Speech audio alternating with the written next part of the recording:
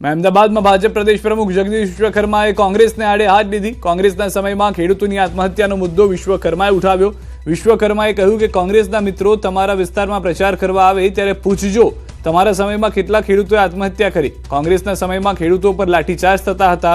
કોંગ્રેસના સમયમાં 19 ખેડૂતોને ગોળીઓ ધરબી દીધી હતી। કોંગ્રેસની આદત છે ચૂંટણી આવે એટલે દેખાવાનું, ચૂંટણી આવે એટલે વાયદા કરવાના અને ચૂંટણી પૂરી થાય એટલે ગાયબ થઈ જવાનું। જેટલા ખેડૂતોએ આત્મહત્યા કરી છે એની યાદી આપો ને। તમે માત્ર ખેડૂતોને લાઠીચાર્જ કરવાનું કામ કરતા, ખેડૂતો ટેકાના ભાવની ખરીદી માટે જાય ત્યારે તમે તમારા સમયમાં 19 ખેડૂતોને ગોળીઓ ધરબી દીધી હતી।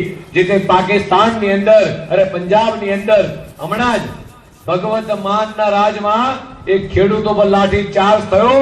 આ લાઠીચાર્જ ગુજરાતના ખેડૂતો પર એક કોંગ્રેસના વખતમાં મિત્રો થયો હતો।